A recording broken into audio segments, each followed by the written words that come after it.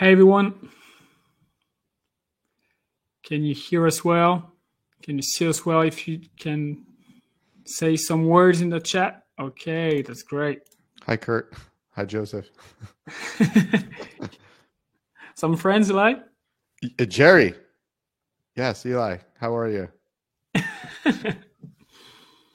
The community is here. Okay, first, I'm so happy to be with you, Eli, today. You're maybe one of the most influential person in the SEO industry, so thanks for being here. And I think I'm we're gonna honored have that an you'd say amazing that session.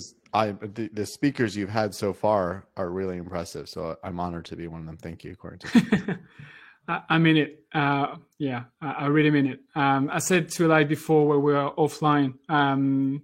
I read his book like many years ago, so yeah, that's great. Maybe do you want to say a few words before we start? Yeah, I mean, it's a huge honor to be here. So for anybody that doesn't know me, Eli Schwartz, I spent most of my career in-house.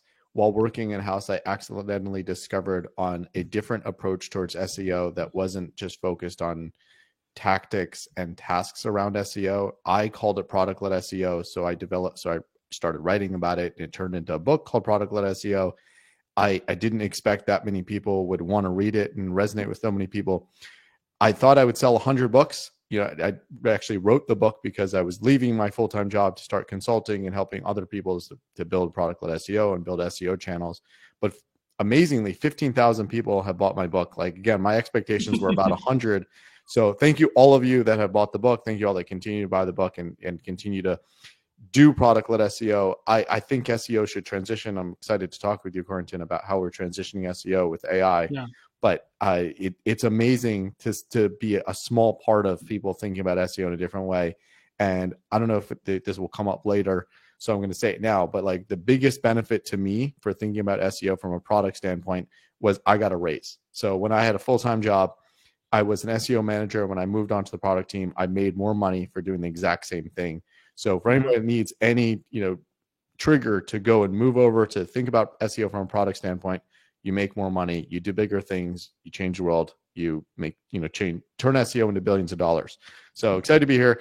That's what I do full time. I work with companies and turn SEO into channels that drive hundreds of millions of dollars rather than just focus on rankings and smaller SEO success metrics. Like SEO is not about rankings, it's about money, right? Ultimately, yes. And if it's about money, you make more money as a salary, you make more money as a consultant, you'll be more successful. So let's talk about it. I love when people think about SEO from a bigger standpoint and not like, oh, well, you inserted keywords into a blog post. That's not SEO. Yeah, that sucks. Okay, before we start, a few practical things. So if you have any technical issue, like you can't hear us, you can't see us, let us know in the chat. You can also go to the SEO Square website. We have a chat button. So go there. We have a team that will do everything that they can to help you on that. You also have the replay of the conference. So that's going to be available end of the week, I think. And also before we start, if you have questions, you have a question button on the right hand side. Go there. You can also vote for the question asked by the audience. Eli and I will answer the question that with the most votes, obviously. So feel free to reach out if you have any questions. And I think now is the time to start. I'm gonna share the deck and start at the beginning. That's always better. So that's Fireside chat. Lots of expertise on Eli's side. I will try to share a bit of mine too. Eli, you said a few words about you. Do you want to add anything? Yes. Other thing I'll add is follow me on LinkedIn. Just search me. I have this whole thing where everyone wants to like rank their website and rank whatever it is. But the goal is really, like we talked about earlier, it's about conversion. So if you're visible, it doesn't matter how you're visible. So it happens to be, if you Google me, you'll find my LinkedIn. And that's great because you're finding me. So follow me on LinkedIn, add me on LinkedIn. And I just put up a post very relevant to what we're about to talk about, where anyone can play a game and predict when SGE will launch. And I have a couple sponsors that are willing to give swag. And if any other sponsors want to join and give swag, For those in America, it's like Super Bowl squares where you're trying to predict the outcome, the date, and how SGE will launch. I might add more questions to it. And then, I don't know, maybe a raffle or whatever. But like at a minimum, I'll give you a link on my website because I don't care about links. They will be followed links. And if they help you rank higher, that's great. That's the way the internet should work. Okay, I need to play. I think we have 17 different countries registered. So, of course, lots of US-based people, lots of Canadian-based people, UK, but we have India, even Hong Kong, Singapore, things like that. So, it's a global conference, and we're so happy to have all of you here today. So now it's time to start, Eli. You okay with that? I'm ready. Okay, go. So first, and you talked about SGE just right now. So how does Google SGE will affect product-led strategy? That's a big question.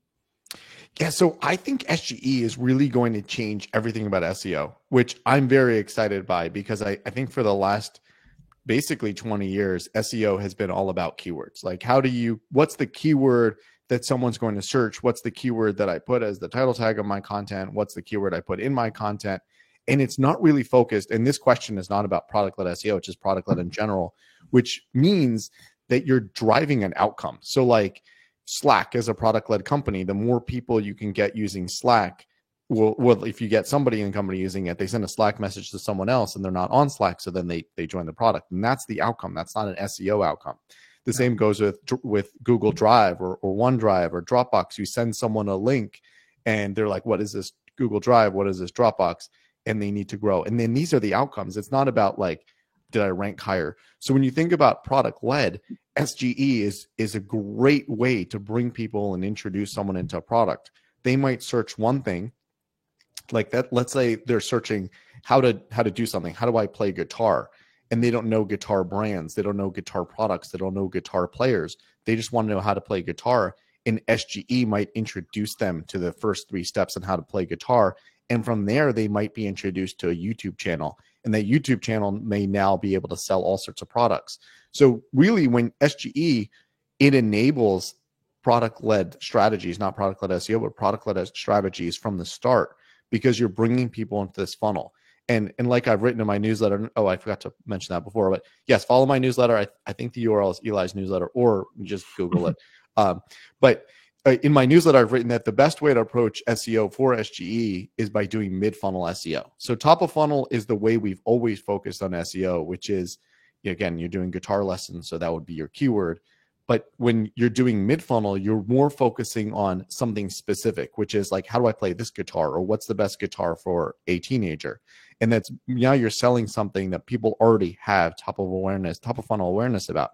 So I think SGE changes everything about SEO, changes everything about product-led, and will ultimately change the internet. Now, of course, go to the forum and predict when SGE will launch. Many people believe it won't ever launch, but I think it has to launch. I think if Google doesn't launch SGE, we're in a world where ChatGPT is now stealing away some search, or some other search engines are stealing away search. There's so many different ways to do AI search that it's not about 10 blue links. It's not about just ranking and who's visible on a keyword.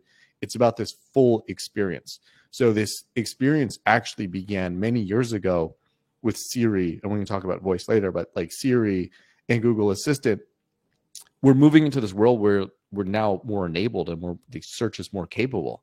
So whether Google launches SGE, and I absolutely think they will launch it. I think they'll launch it in a month. But whether they do or they don't, search is changing.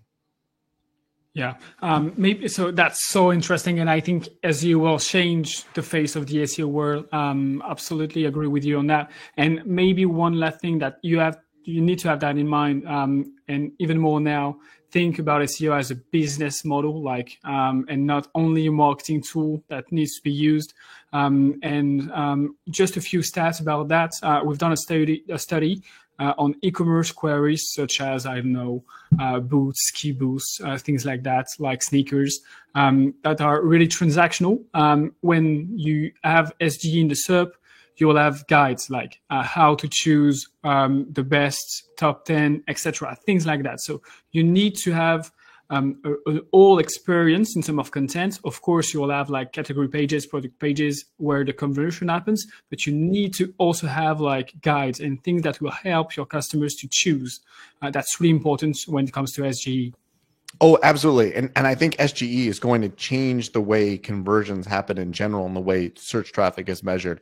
There's so many clients that I've worked with where they drive a lot of traffic from high volume pages, but they have zero conversions. Like one example I gave in my book was I worked with a company where they were in a two-sided marketplace. All the traffic was on the buy side of the marketplace. However, they only sold to the sell side of the marketplace. They were an HR tool and they only sold to the sell side. I told them that they could delete all of the content that they had and all this traffic that they had, and it wouldn't impact conversions because they had zero conversions that ever came from this content. So it's not about traffic, it's about the conversions, it's about the funnel. And SGE is now going to take away the traffic because, you know, if you were in the wrong place of the funnel, and you're still not going to have any leads, you're still not going to have any sales. So I think it'll change the conversation about why do we have no traffic, but our leads are still the same? Oh, maybe we were going after the wrong kind of traffic. Yeah. How often do you see like a blog post or an how-to type of content with no CTA, nowhere? Yeah, I mean, there's so much of that. You know, if you're in a media business and you're going to generate revenue by just getting the eyeball, then of course, yes, get as much traffic as you can. But if you're trying to move people in a funnel and you're just doing some educational content, like earlier in my consulting career, I worked with a B2B analytics tool that cost more than $100,000, and they want to know why SEO didn't convert for them. And that's because the person that was, had the authority to spend more than $100,000 wasn't going to read a blog post and click buy. So yeah, they had a CTA, it created some awareness, but that's not part of the funnel. So if you want to entertain people, if you want to teach people about analytics, yes, by all means, maybe you have an affiliate link in there, but if you're trying to sell an expensive product, that may not be where you want to put your dollars or pounds or euros. Yeah, exactly. I think that could be like a full talk, but we need to switch to the next one. Do you want to say or add anything on this specific topic, Eli? Oh, I think we beat this one. Yeah, we're good. Okay, great. Next one, and I love this one. How can companies strategically integrate AI into their product-led SEO efforts to drive better engagement and conversion rate? Yeah, that's pretty practical. So I talked about buyer's journeys before. And when you think about a buyer's journey, you have to think about who the buyer is. So a lot of people are using AI to create content, to do keyword research. I actually use AI in a different way for SEO, which is I go onto ChatGPT or Gemini or any other AI tool, and I ask it to tell me who my personas are, who are my buyers. So I might say, let's say I'm selling cars. So I can say, what are the kinds of personas that would be interested in buying cars? And it will name them. It will say, this is the cheap person. This is the person that wants a expensive car. This is the person that wants a car with a lot of technical features. Now you can dig in and say, okay, good. This technical features person, this is someone I want to sell to. And then you can say, what are the things this technical features person wants? And then you can ask it again and say, what are the kinds of cars they want? Do you even sell that car? And from there, you can start constructing a buyer's journey. So if you're selling something to someone with technical features, but then you're using keywords related to price, that's not a trigger for them. They want to know about technical features. So I'm using AI to help me build these personas. They're not perfect. So prior to AI, I did this with surveys. I spent a lot of my SEO career at SurveyMonkey, where I got to use the tool and survey a lot of people and understand the different things that people wanted when they were buying and when they were searching. And then AI just allows me to sort of make it up. Now, is it accurate? Maybe not. Does it hallucinate? For sure. But it does allow me to have this cheap way of doing a survey that I might have had to send out to hundreds of people in hope that hundreds of people would have responded to get some sort of picture about what my buyers and users look like. But using AI, I can just build these personas. So again, you can prompt it for the persona, you can prompt it for the triggers. And then once you're done with that, you can say, what are the keywords, this particular buyer that cares the most about technical features, what are the things they look for? Now, again, keywords might not matter that much. It might mean that these are the things I'm going to write about, whether I use that keyword or not. Like, let's say technical features, the person that buys a car with technical features, they care about blindside detector, and a keyword that comes up if you're doing a search on Ahrefs, SEMrush, or any tool you're doing might be key fob. Well, someone who cares about blindside detector doesn't care about the key fob, so don't use that in a keyword. You want to really understand that person, and blindside detection, maybe you don't even need to use the word blindside detection. And that's where I think we are in a world of AI. The same engine that can write content, actually hallucinate content from scratch, does not need you to use an exact match keyword. When I started my career in SEO, I was in cars. So we use the keyword car, cars, vehicles, autos, automobiles, all of the variations of the word. You don't need to do that anymore. You can just say, I need this thing with wheels, and then Google can decide, oh, do you need a truck? Do you need multiple wheels? So blindside detection, it might not mean I need blindside detection and I'm looking for that keyword because I don't know that phrase, blindside detection. I just want something that helps me change lanes. So the keyword you're using for blindside detection is lane changing assistance or lane change technology, right? So that's where you use AI to get it and say, what are the things that a person cares the most about?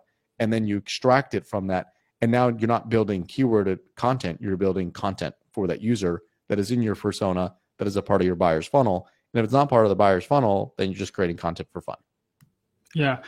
You talked about the marketing funnel, the business funnel. I think that's really key to success and to use AI efficiently. When we think about SEO, it's often about creation, new pages, new contents. But think about existing contents. You're going to be way more profitable. You have so many pages on your website. You can do lots of things only on the existing pages, and AI can really help on that. You can use an AI classification system to know where the traffic is coming from. It can be on specific persona. You're a car seller. Is it coming from drivers? Is it coming from students? Is it coming from curious people? If you get only traffic from curious people because you have amazing pictures of Ferrari, we don't care about that. We want traffic from drivers, from drivers that have the money to spend on your website. And it's going to be the same with the type of pages. If you have all of your traffic only on awareness and consideration and have no traffic on conversion and loyalty type of page, you have a problem. So you need to know that and then have a game plan to fix that. So AI can help, because if you do that by hand, that's going to be a hell of a work. So do that with AI. That will be in terms of productivity, way better. And then work with your brain and with your hands. But yeah. Oh, I love that. Yes. Taking past information, putting it into AI so you can cluster content. If you know there's a certain kind of content that has already converted users, you can take all your content and cluster it and find similar content that you can improve. You can change your titles and say, this is the title, tilt it towards a person that cares about technical features. This is a title, tilt it towards a person that is this age and this gender. And another thing I do with AI in general, and a part of this buyer's funnel, so I have a post on my newsletter about TAM. So when I do forecasting for SEO, I use TAM, which is total addressable market. I'm not doing keyword research where I say this amount of people search it, this is my expectation of ranking, this is my click-through rate, this is how many people I'll get. I use TAM, which is if I'm selling cars, I want to know how many people buy cars every single year. I don't need to know how many drivers there are in a country because not all those people drive all the time. I want to know, let's say I'm selling, again, this is a way you use AI to understand your conversion. I want to know how many people buy BMWs every single year in America. That's a very specific question that you can ask AI. Again, might not be accurate. Yeah. I can say how many people buy BMWs and earn this amount of money, because that's, again, a quantifiable question. What's the salary of somebody? I can say how many people buy BMWs and live in certain cities, because if you live in a city, maybe you don't buy a car. So AI is really good to build out this TAM because I'm getting information. Now, is it accurate? Maybe, maybe not. You can check it with other sources, but certainly a lot easier and faster than going and doing Google search and reading an earnings report to understand how many people did something, or reading a financial report to understand how much money people make. Yeah. And if you're scared about hallucination, now we have a fact-checking system that use AI. So yeah, you can trust AI data now. And it was not the case like a few weeks ago. Yep. So, yeah. That's so interesting. I love that. Next question: how does AI help in understanding and adapting to the latest search engine algorithm trends for SEO in 2024? Wow, that's a big one. Yeah, I love this question. So, algorithm trends, and when I wrote my book, like I obviously didn't predict AI. I didn't know that AI would exist, but I assumed that something would exist that would align Google with the user or other search engines with the user, because that was the point. So Google has always been like focused on building a personally curated internet for every individual person. That's what AI is, right? But 10 blue links was much harder to get to that point. So I think ultimately what algorithms, whether it's Google or whether it's Bing or whether it's any other search engine out there, what they're trying to do is give you the menu of content you want. They don't want to give, like, back in the early days, the internet, Yahoo and these directories were just like a sorting directory. And a lot of that was like adult content because that's what people wanted on the internet, or gambling. It was just like the sort of like, these are the popular things. You can go to websites and find the popular sites, but it doesn't help you buy what you're looking to buy.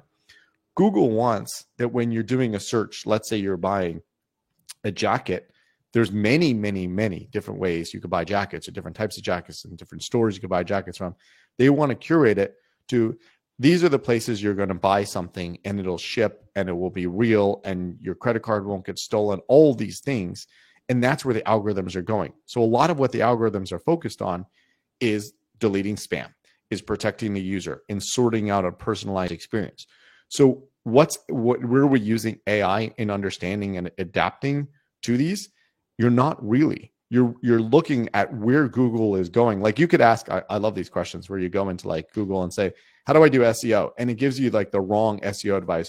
Build backlinks, get guest posts, make sure you use your keywords 16 times. But if you look position 0. Exactly, get a position, all these things. But if you look at where the engines are actually going, they want to do this hybrid. Again, SGE is that example where this hybrid of like getting the user the information as fast as possible. SGE is that solution. So if I ask a commoditized question, which is, I have a headache, am I going to die tomorrow? Right? Like, that's commoditized. This is all the information that all the same websites say. That's SGE. Or if I say, what are the best doctors near me? Those are 10 blue links. Or 7 blue links if they're coming from Google Maps. So that's what they're trying to do. What they're trying to do is give you that information as fast as possible. So the algorithm trends in 2024 is the same as it was in 2023 and same as it was in 2022. A better and safer experience for users, and not to hack the system of, oh, I'm a doctor in one state and I figured out how to show up in the wrong state, because that doesn't really help anybody. So yeah. I think AI just shows you the direction that search engines want to go. And there's one other caveat here, of course, which is Google and Microsoft, they're both public companies and need to make their shareholders as much money as possible. And I think oftentimes people in the SEO community forget that. So I don't think Google is necessarily evil, but I also think Google is driven by the fact that they have to perform for their employees. They have 100 something thousand full-time employees to another 100,000 contractors. They have to perform for them, make sure they want to continue to work there. And they also have to perform for Wall Street and the media. So they may do things that are just band-aids. Like, oh, we've launched SGE and we do AI too, even if it really doesn't improve search results, because then it makes the media and Wall Street say, oh, these people are good and we'll continue to invest in them. Yeah. So everyone has to remember that. Microsoft has to do this less because Bing's far smaller of a share of revenue for Microsoft. But they also do. Like, Microsoft buying or investing in OpenAI was a move to say, hey, we're ahead of this AI thing. Mm-hmm. So I think everyone in the SEO community has to remember that it's not about algorithms. It's not about nuances of who's ranking where. It's about like making sure the media is aware, hey, this is a future looking company, making sure Wall Street is aware there's a future looking company. Many of the people that make these decisions on Wall Street probably don't know what AI is and don't use it. But like, they read a headline, Google's an AI company. Yeah. And do you think like a ChatGPT can be optimized like SEO wise? Because maybe ChatGPT is the future of SEO. Like you can rank on ChatGPT actually if you optimize your content well. I don't know what the point of that would be. So a client recently asked me that for SGE, like, how do you rank in SGE? So I don't see the point in ranking in SGE, because the point of SGE, my assumption is to give you the answer and not to click the source result. So if you're constantly clicking the source result of the answer you saw, then just Google has recreated search with a different layout. If they just give you the answer, like an answer box, like this is the answer, like who won the basketball championship, this is the answer. There's no, like, I don't need the source information. Here's the score. This is the time. These are the teams. If I want further information, I'll do a follow-up. So the same goes with ChatGPT. Showing up there isn't necessarily helpful for getting a click off. And now ChatGPT has those source links. Showing up there isn't really helpful because the goal is for you not to click. They're only showing the source so they don't piss off the websites they've taken the content from. On the other hand, going back to my suggested way of doing SEO in an AI world and an SGE world is to focus on mid-funnel. So mid-funnel means that the users have now become aware of the choices. They've become aware of your brand. And that's where showing up in SGE or ChatGPT matters. So if you're an SEO tool and you do these searches, what are the top SEO tools to use? And Google now gives you a recommendation of these are the 10 SEO tools to use. Shout out to all your sponsors for conference stuff. Yeah. But these are the top 10 tools to use. That now you're mid-funnel. Now you say, how much does Botify cost? How does Botify compare to these competitors? That's a mid-funnel search. A top-of-funnel search is, I need an online crawler. I need a web crawler, right? So that's where having your name show up there. And I'm suggesting to everyone that all my clients that I work with, that they should switch link building from domain authority, which I never suggested they do because I think Google's been smarter than that forever, but really switch it to brand building, which means that instead of getting a link, a hyperlink with the actual anchor text that they want, it should be about the brand link, where in the piece of content, it says, this brand does this. And it should link. It's ideal if it links because that's the way the web works with links, but it doesn't necessarily need to link because, again, the same Google that reads content, creates content from scratch, understands things, builds buyer's journeys, builds personas, can look at a mention and say, oh, this brand does that. This is an SEO tool. It's not a car company. Spotify is not a robot. It's not a robot vacuum cleaner. It is a tool that does SEO crawling because it appeared in an article that talked about, again, it doesn't even need to use the word SEO, just needs to be contextually relevant because they're reading and creating content. So that's the way I think people should be doing SEO and backlinking now. They're doing brand building because they're showing up with mentions. And that's actually far easier to do because you're now going to brands and say, hey, you do this. This is what we do. This is the synergy. We'll recommend you and you'll recommend us. And you can do that reciprocal backlinking like you used to do 10 years ago. Yeah. And we SEOs say often like, that's your traffic, but we don't care about that. Let's look at non-branded traffic. And I think that's also one of the problem because we don't care and it's an issue about branded traffic, but it's like so important because people that type Eli Schwartz, SamG, Botify, whatever, that's a brand. And so you want those people to come to your website and not to another website, a media company, whatever. You want them to come to you, not to another company. Yeah. Oh, absolutely. And I love that you brought up brand versus non-brand. So it depends on the brand. So like when I was at SurveyMonkey, our branded traffic actually represented 40%. When I left, it was 40% versus 60% unbranded. When I started, it was 90%. There's been brands I've worked for that their branded traffic was 99%, and then I've been able to bring it down. So branded traffic will only grow as fast as the brand grows, whereas non-branded, there's different limits, right? There's also always limits. Like there's a limit to how much non-branded SEO traffic or like SEO keywords there could ever be because there's a certain amount of SEO people. But branded will only grow as fast as business. So you can move up the non-branded. But the thing is, many companies actually don't focus enough on their branded traffic. So there's upside. So branded traffic could be this brand versus that brand. Or branded traffic could be, I see this all the time in the SaaS space. How much does this product cost? And that company's not ranking on it. Or this product sucks and their company's not ranking on it. So this is all branded traffic you can now start ranking on. So I think it's unfair to SEOs themselves when they don't report on branded traffic. So maybe it's easier, but they still have captured that new brand. And I've also seen companies that did such a bad job on their own brand that the SEO team brings it back. So that's unfair to them to say, well, oh, we focused all our efforts on making sure our website was visible, and now it is, but you're going to take all the credit because the brand gets it. No, I don't think so. So that's the way I'd look at it. It's like it's organic channels. You're getting credit for this organic channel, all the conversions that come from it. It might be easier from a brand standpoint, but it is still to the credit of the SEO team. And the last thing I would say on that is you never see other teams not take credit for branded traffic. So imagine like a paid marketing team, and most people that do paid marketing, the majority of their traffic comes from branded keywords because they're just protecting the brand. They're bidding on their own brand. So imagine a pay team that says, oh, we spend millions of dollars, millions of euros, but we're only responsible for like 1% of that, which is the unbranded part. The rest of it is not our job. No, they're saying, this is our huge budget. This is our performance. And they don't necessarily split it out in that top line. Obviously, they split it out later, but they don't split it on the top line. So I think SEO needs to be doing the exact same thing. This is the organic channel. We'll split it out later, but this is how much revenue we're driving from this organic channel. Yeah. SEO, let's stop being humble. We need to say that we're good. Absolutely. Okay. That was so interesting. Next question. Which AI tools should be prioritized by SEO specialists for 2024 to enhance the search ranking of their product? Wow, that's specific. I would say SMT, of course, but I can't answer that.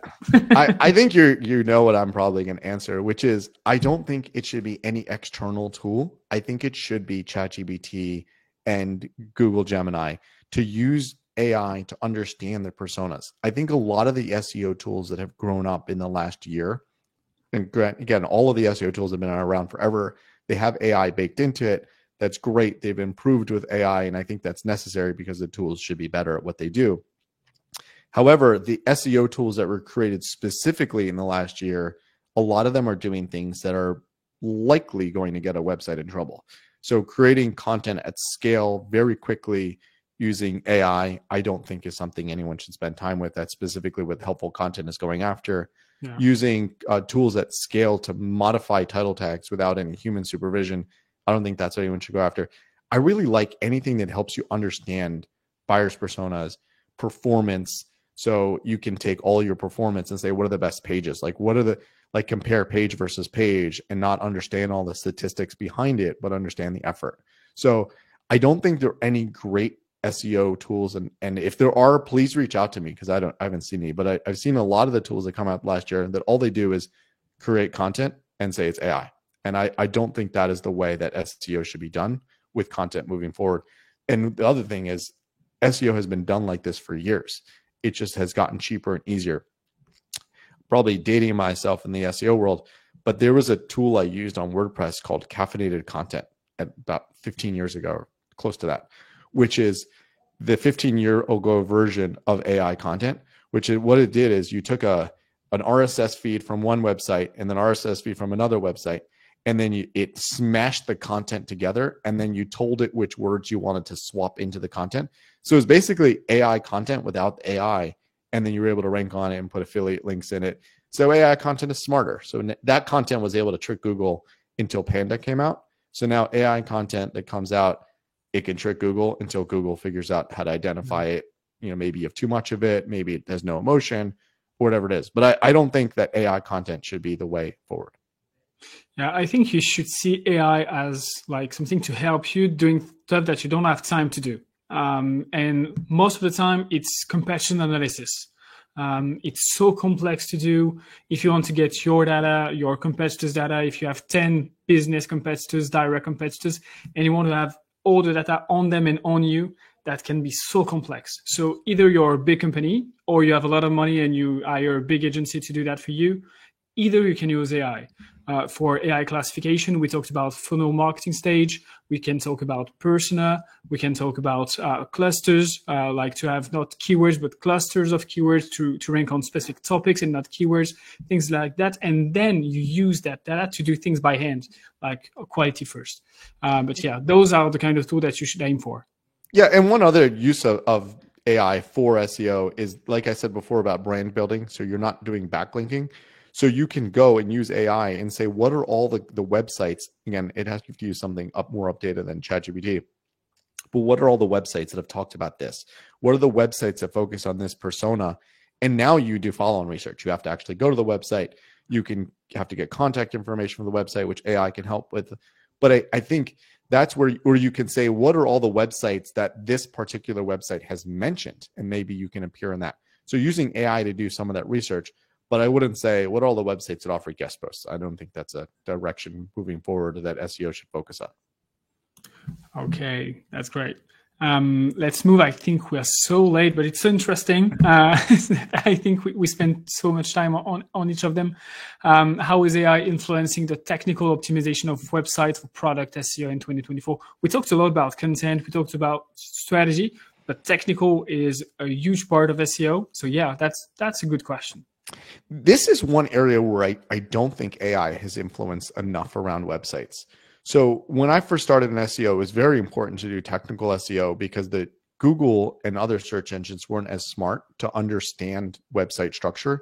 And if you had a bad CMS or you built your own CMS, you could likely not be seen at all. I think we're now in an age where most websites are using a CMS that out of the box has SEO features in it. So technical becomes less important. You know, I have a blog post I'm going to work on soon.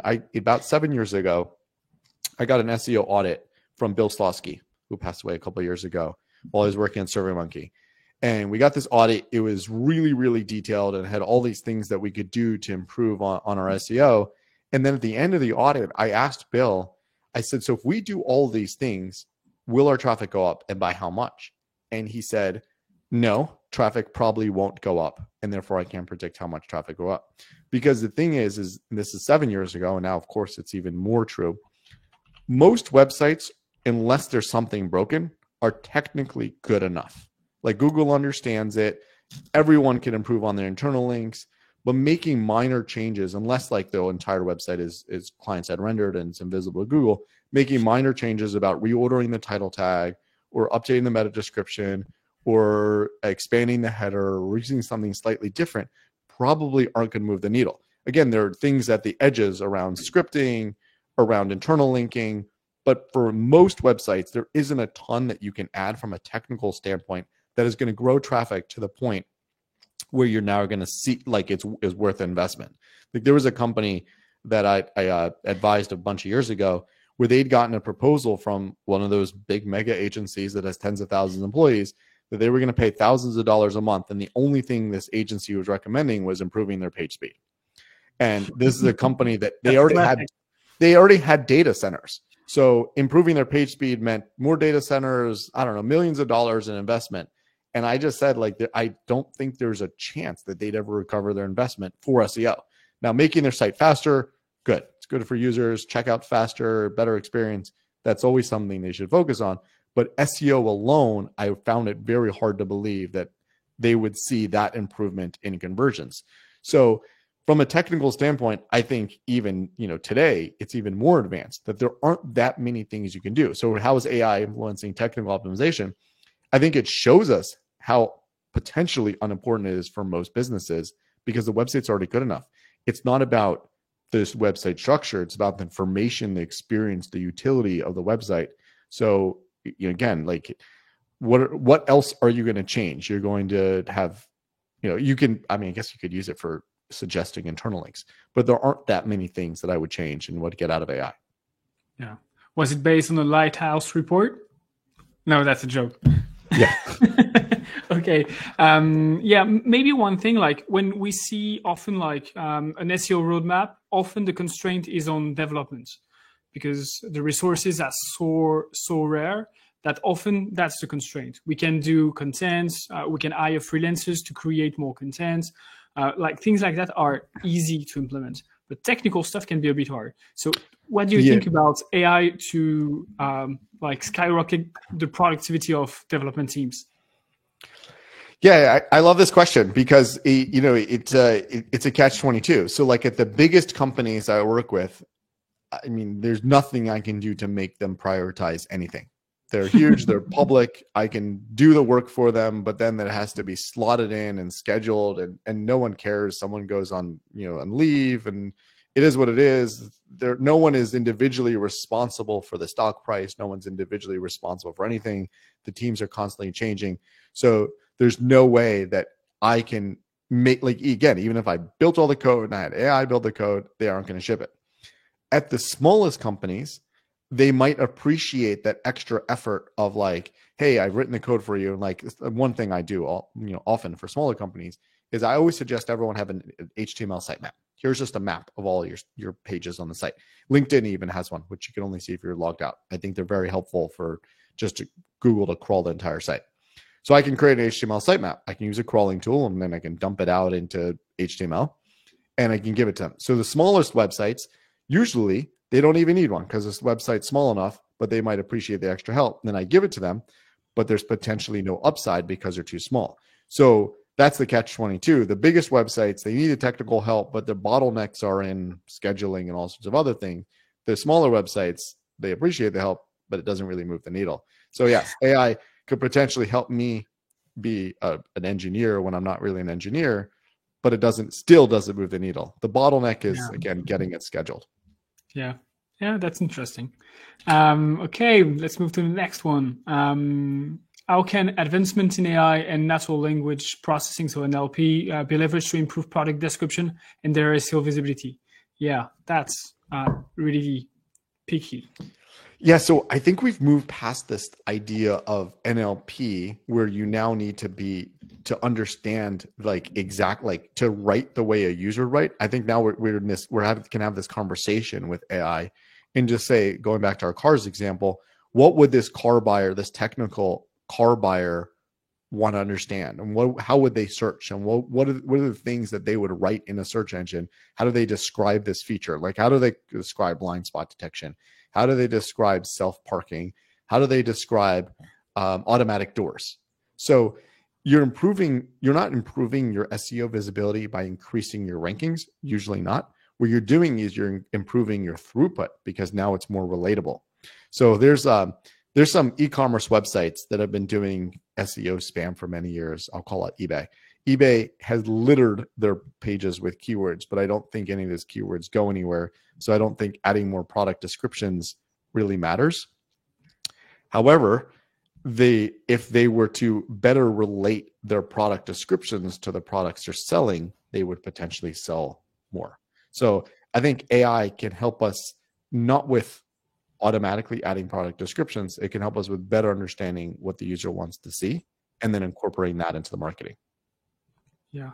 And maybe you need to see product description or product pages as end of funnel, but also mid funnel page, because you can have like a type of guide within the product page. And here you can use, of course, you can get help from AI to be more productive related to what are the expectation of your persona. We talked about that before, and not like only, 20 words related to, okay, that's the shoe size, etc. You can say, okay, that's the key thing that you need to take into account to buy a boot, a ski boot, things like that. Within the product page, you don't need like 100% of the time to create like a blog post related to that. You can do that directly in a product page. Yeah, I mean, another brand I'd call out is Macy's. So Macy's.com for those in the US, and I don't know if Macy's is outside the US.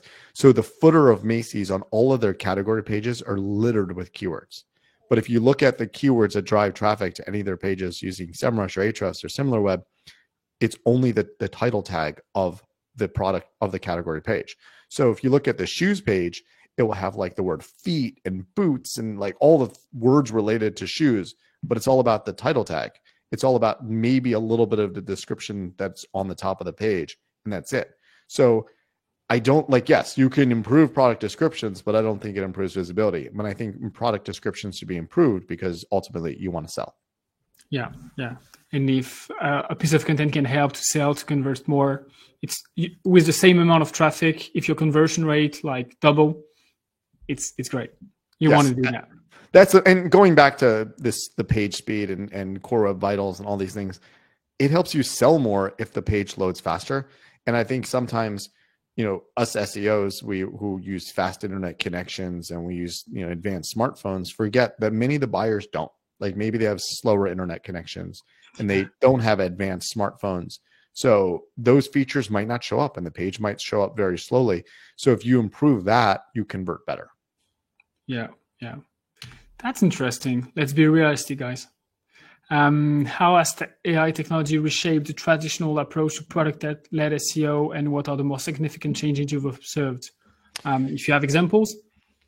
So this is my favorite. This is why SGE, I think, and AI is making more people adopt product-led SEO. So I'm actually selling, and I'm not profiting off my book anymore. I asked the publisher to lower the price to 99 cents for as long as possible on the Kindle version. The paperback, I can't control the price as much. But so I'm actually selling more books now than I did a year ago. And I think there are more companies that are now pivoting to a different approach away from keyword-driven SEO, maybe towards product-led SEO. And I don't care if it's product, it really should be user. Like focus on the user, build for the user, don't build for rankings. So AI is pushing people in this direction because I think the entire concept of AI in general, it's two-sided. One is there's AI searches, or with SGE that now search changes.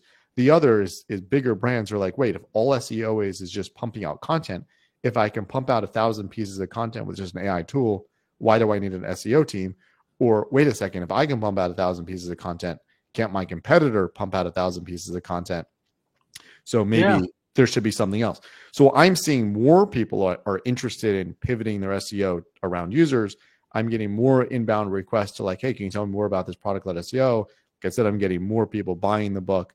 So this is great, right? Again, like I never would have predicted that this would, like AI would happen, but I predicted that Google would eventually make a lot of these tactics obsolete around that are SEO that isn't good for users. So I think it's great that people are pivoting to this. Like again, whatever methodology you use, whatever frameworks you use, it should be around this is good for users. This is the buyer, the journey that comes from a search engine.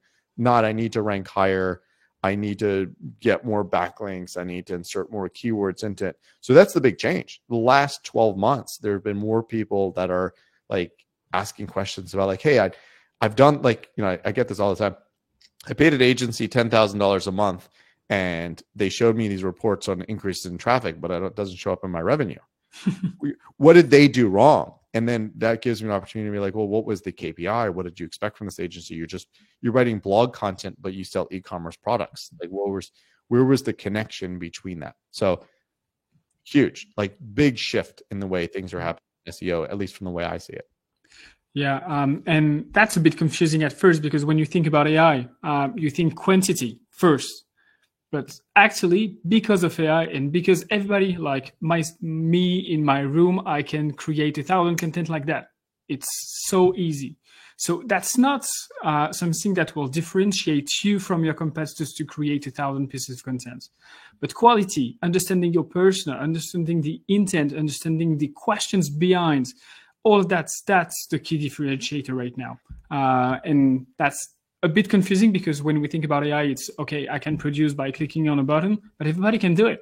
So yeah, you need to think about quality even more. Next question. We talked about tools. So do you want to say something else or we switch to the next one? No, I would just underscore again that the best thing you can do with AI tools is figure out your buyer's journey. And this is something that, when it comes to product market fit, so many companies identify product market fit by actually selling, and using AI, you can have multiple iterations of product market fit research without actually selling. So you can say, I sell this product. Are there people out there that look for this product? You can use AI to, come up with, again, personas. And then you can see, does that persona exist? If you imagine that people might want to buy this product, but then there's no persona in AI, that means an entire corpus of the internet never happened before. So I think you can use AI to get to product market fit faster and understand your buyer's journey faster. Yeah. And you save a lot of money doing that. Yep. How do AI-driven content creation tools impact the quality and effectiveness of SEO content? We talked about that, but maybe... Oh, no, I would add to... Yeah, just add to that like, again, Fiverr has existed, Fiverr and Upwork and all these other tools have existed for, a decade, and AI and they've been in many instances not a great solution for SEO because they just allow people to create a lot of bad content at scale. AI has sped the bottom up because now more people can create more content, bad content at scale, and it's forcing Google to act. And that's where helpful content updates came from. So apologize to anybody that got hit by the helpful content, but Google needed to do that. And this lens on Google and this attention on Google has forced them to now do something about it. So it's sort of a negative thing. All this AI all the AI driven content has forced Google to be better, and SEO will become better. Yeah. And I don't think that's a revolution because it's been like maybe 10, 15 years that we can click on a button and create content. I don't know if you remember, Eli, but maybe 10 or 15 years ago, when you create a private blog network, that's bad. But yep. we did that in the past. And so you'd have like a piece of content with blank and you have a number of same keywords. And that's in one click, you can create 1,000 page. And that was 15 years ago. Now it's even more the case because you just have to go to ChatGPT. It's like you don't need any skills to do that. Yet it's been here for so many years. So quality first is even more true because it's even more like important in this industry. And Eli said that Google needs the stakeholders to be happy. And for the stakeholders to be happy, we need to have quality. If there is lots of BS on Google, the stakeholders, the audience, everybody's going to be unhappy. So they need, that's key for them as a company and a public company, as Eli said, to create and to sort quality content. So you need to have quality. And so you need to have an SEO brief to understand the intent, etc. And you can get help from AI, but you can't do everything by AI. That's the main difference. Yes, absolutely. It's an assistance tool. It's not a creation tool. It's not your strategic tool. I don't think SEO is ever going to die, and I don't think SEO is going to get replaced by AI. Yeah, it's so complex, too complex for AI. Okay, and maybe that's the last one before we switch to the question by the audience. Why the increasing use of AI in SEO? What ethical considerations should companies keep in mind to ensure that to maintain trust with their users? And maybe we can do a focus on the media industry. Yeah, do whatever you want, but maybe the media industry is a good use case.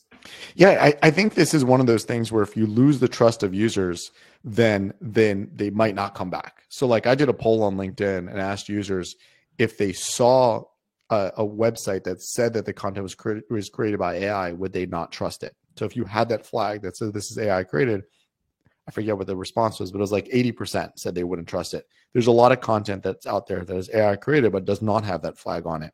So if users figure out that your content's AI created, they're going to feel duped.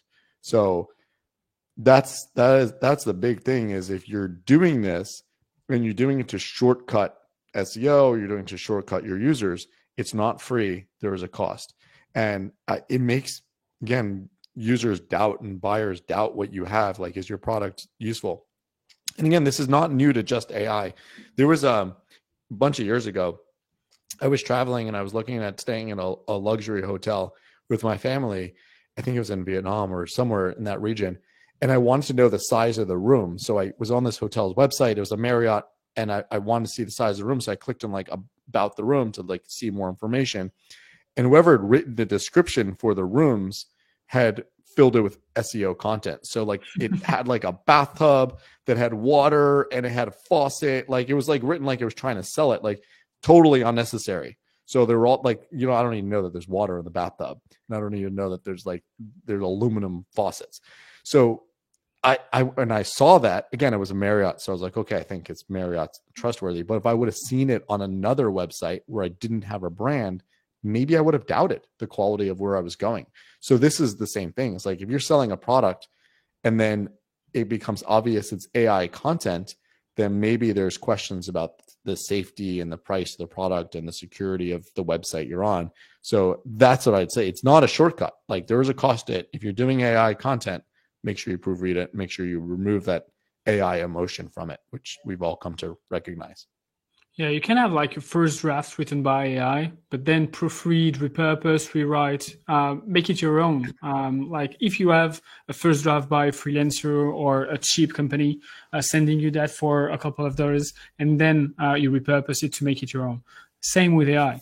And I don't know if you've seen that, Eli, before, but I think that's the Washington Post or the New York Times. They have some pieces of content with like an icon, like AI free, something like that. It's not for nothing. It's for what you said. Yep. Okay, let's switch to the audience questions. So, guys, if you want to vote, that's now. Okay, so first question is by Pedro. What strategies and tactics will be essential for 2024 with the influence of SG and changes on the SERP? We talked about that a little bit, but that's maybe more about tactics and strategies. Yeah, so the strategy, I mean, I think the most important is that there be a strategy. You want to change your strategy towards something that is buyer-centric, that is user-centric, that's built around conversions rather than built around any of the tactics you might have done before. So that I think is the most important. And then the tactics will support that strategy. So this will, for many companies, this is going to be a complete strategic shift towards, I used to write content. My goal used to be, I used to write like 10 pieces of content per month, and I measured these metrics like rankings.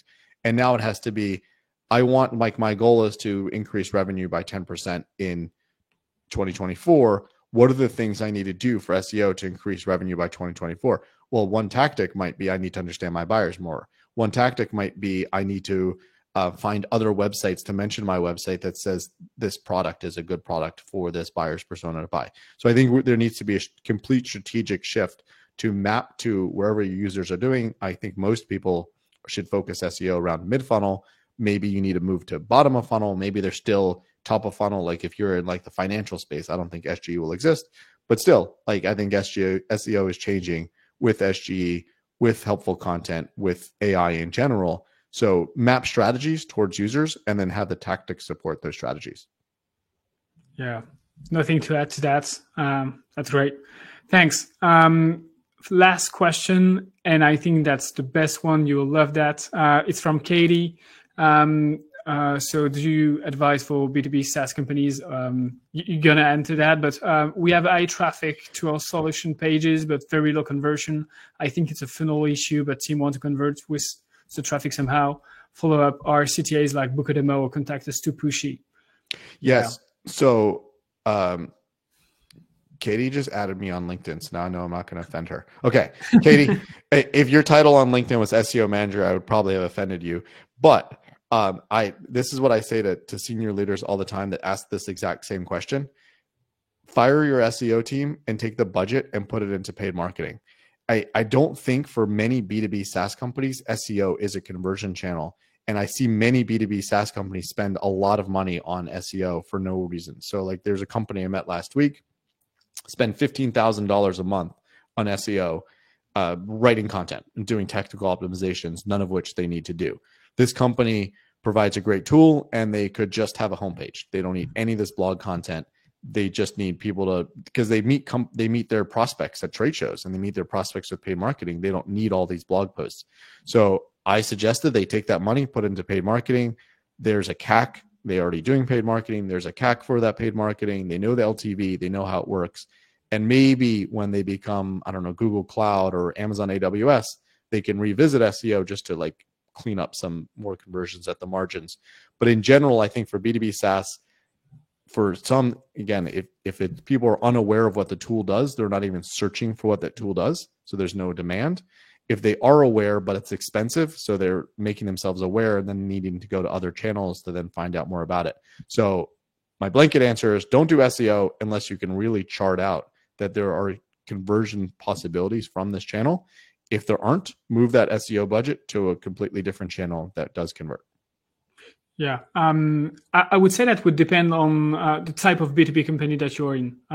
If you're a B2B company, but you sell to plumbers, and so your targeted audience can be huge, it's not the same as if you are a very niche market with maybe 5 sales per year. If you do 5 sales per year, SEO is not something for you.